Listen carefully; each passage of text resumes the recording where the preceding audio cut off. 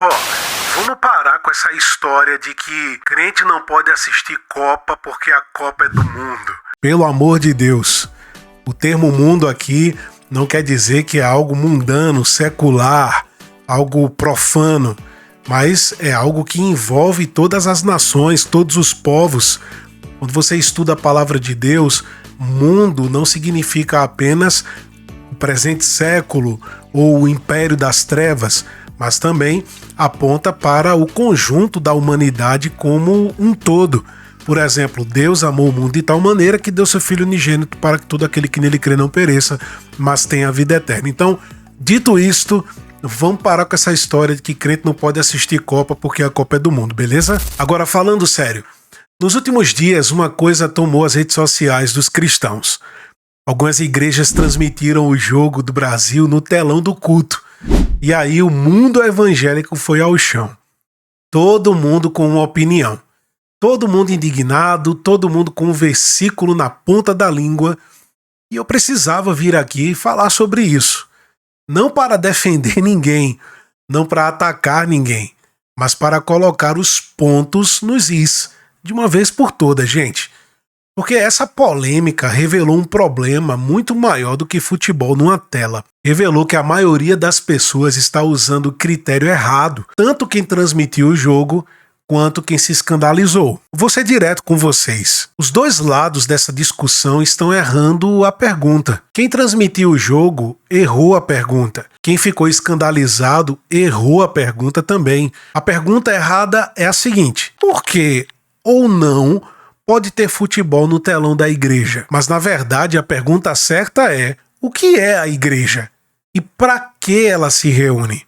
Vamos tratar aqui o primeiro ponto dessa história, e esse aqui pode incomodar alguns. O local onde a igreja se reúne não tem caráter sagrado no Novo Testamento. Simplesmente não tem. Isso é categoria do Antigo Testamento. O tabernáculo, o Templo de Salomão, o Santo dos Santos. Ali sim havia um espaço consagrado por Deus com regras específicas de acesso. Mas Jesus mudou tudo isso.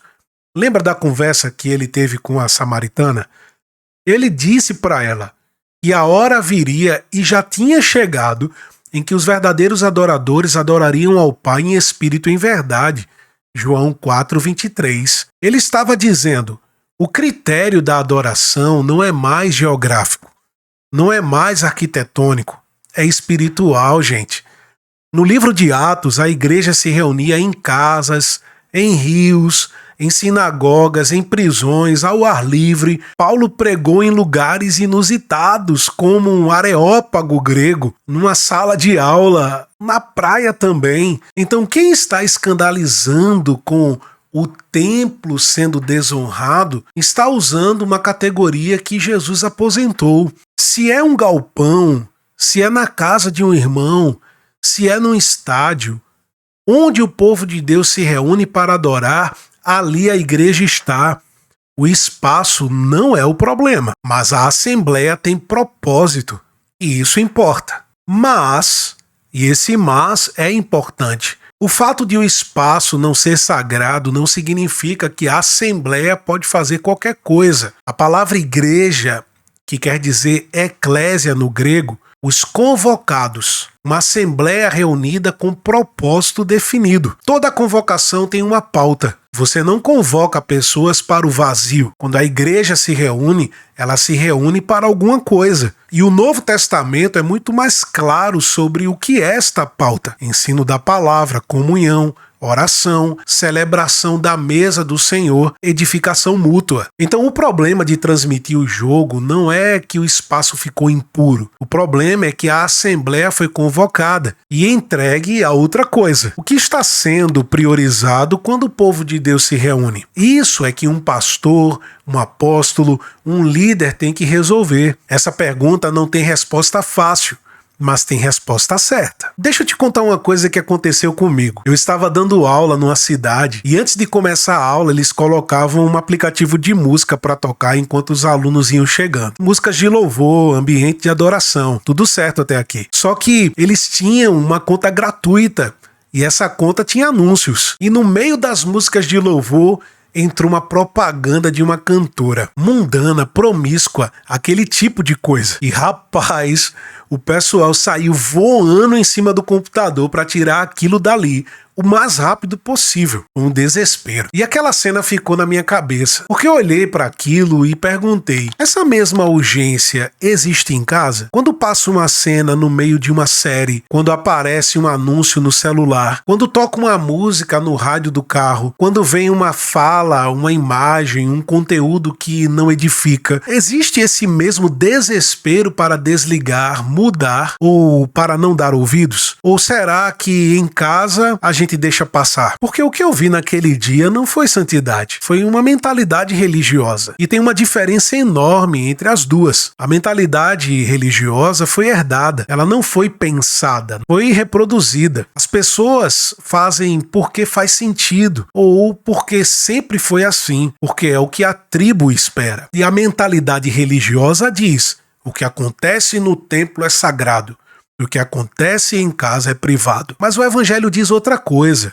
O Evangelho diz que você é o templo, que o Espírito Santo habita em você, não no prédio, não no telão, não na caixa de som importada. Então a pergunta que eu faço para você é simples. Você cuida mais do que entra no prédio da igreja do que o que entra na sua mente em casa? Se a resposta for sim, você não está sendo santo, você está sendo religioso. E são coisas muito diferentes. Então, depois de tudo isso, a pergunta que fica, e é a única que importa, é essa: que igreja queremos ser? Não a igreja que transmite futebol para parecer relevante.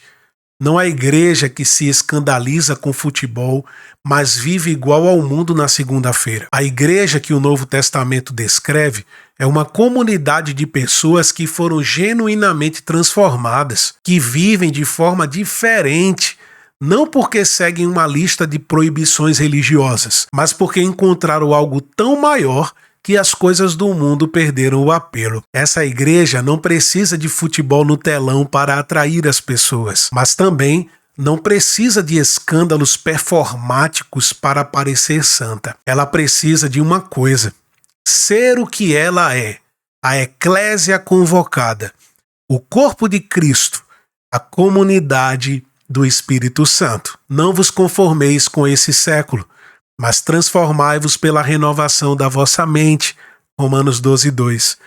Isso vale para dentro da Assembleia, mas vale muito mais para fora dela, no seu dia a dia, no seu celular, nas suas escolhas invisíveis. Eu não vim aqui te condenar, vim te convocar. Essa polêmica vai passar, o próximo escândalo vai surgir e a gente vai continuar brigando sobre sintomas enquanto a doença avança. Ou a gente pode parar, respirar e se perguntar de verdade: eu tenho vivido como alguém que foi transformado pelo Evangelho ou como alguém que apenas frequenta a religião? Você não precisa responder para mim. Responda para Deus em oração. Agora faça com honestidade, porque é aí que a verdadeira reforma começa. Não nas redes sociais, não no debate teológico no Instagram, mas começa em você. E se esse vídeo te ajudou a pensar, compartilha com alguém que precisa ouvir isso.